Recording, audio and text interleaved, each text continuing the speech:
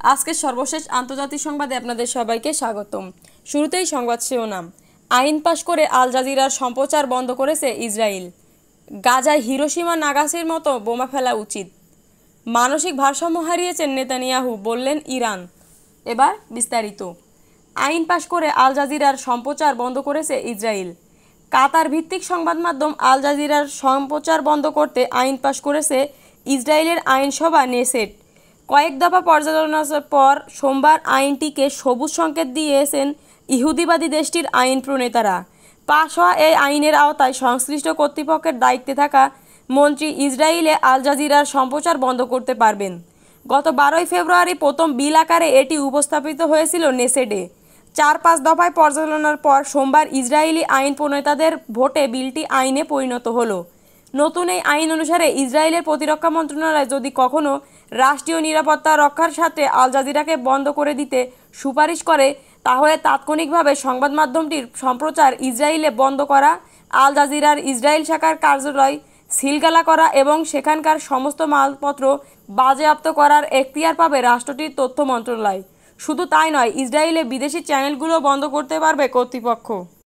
আইনটি পাশের পর ইসরায়েলে আল জাজিরা বন্ধে দ্রুত পদক্ষেপ নেওয়ার প্রতিশ্রুতি দিয়েছেন দেশটির যুদ্ধবাজ প্রধানমন্ত্রী বেনিয়ামিন নেতানিয়াহু।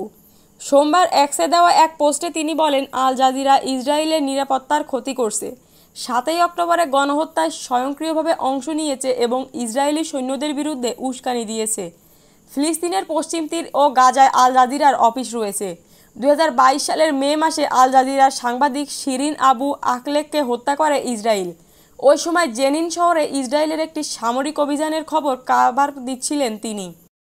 গাজায় হিরোশিমা নাগাসাকির মতো বোমা ফেলা উচিত। গাজায় ত্রাণ সহায়তা পাঠানোর পরিবর্তে হিরোশিমা ও নাগাসাকির মতো বোমা ফেলে সমস্যা সমাধানের পরামর্শ দিয়েছেন যুক্তরাষ্ট্রের রিপাবলিকান পার্টির এক কংগ্রেসম্যান। সম্প্রতি নিজের নির্বাচনী এলাকায় প্রচারণা সভায় তিনি এমন মন্তব্য করেন। প্রতিবেদনে বলা হয়, মিশিগানের রিপ্রেজেন্টেটিভ টিম ওয়ালবার্গ বলছেন, গাজার অবস্থা নাগাসাকি ও হিরোশিমার মতো হওয়া উচিত। এটি দ্রুত শেষ করুন।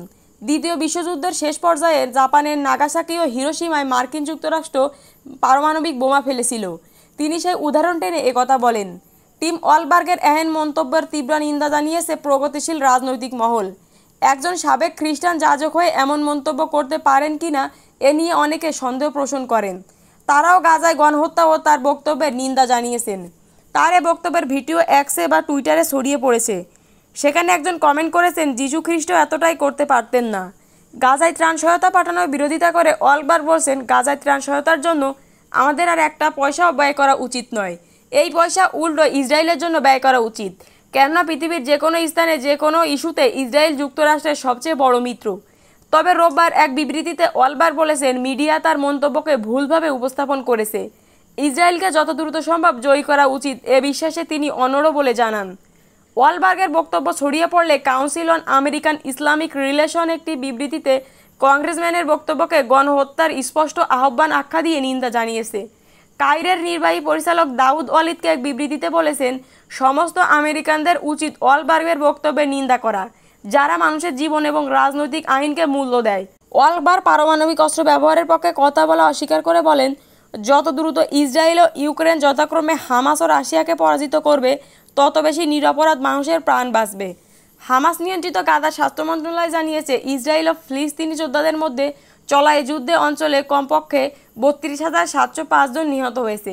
এর মধ্যে গত 24 ঘন্টায় কমপক্ষে 82 জন নিহত হয়েছে এবং 7 অক্টোবর হামাস যোদ্ধারা ইসরায়েলে হামলা চালানোর পর থেকে ইসরায়েলি হামলায় গাজা উপত্যকায় মোট 75,190 জন আহত হয়েছে।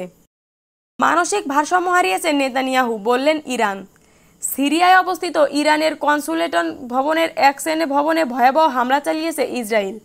এই হামলায় ইরানের বিপ্লবী গার্ডের এক কমান্ডার সহ 8 জন নিহতের ঘটনার তীব্র নিন্দা জানিয়েছে ইরানের পররাষ্ট্রমন্ত্রী।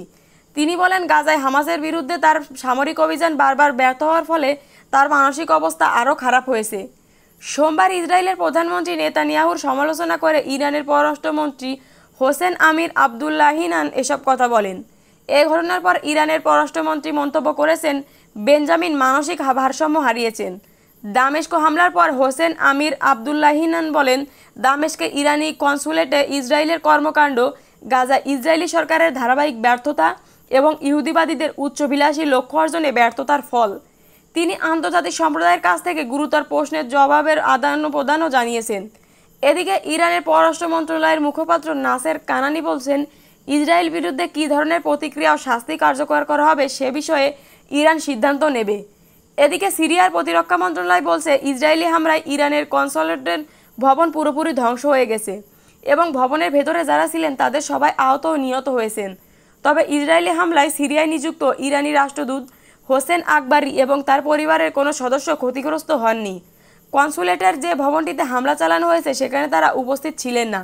বিষয়টি নিশ্চিত করেছেন ইরানি বার্তা সংস্থা নূর নিউজ।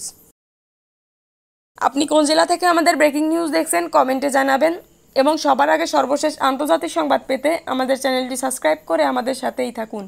পরবর্তী ব্রেকিং নিউজের জন্য আমন্ত্রণ রইল। ধন্যবাদ।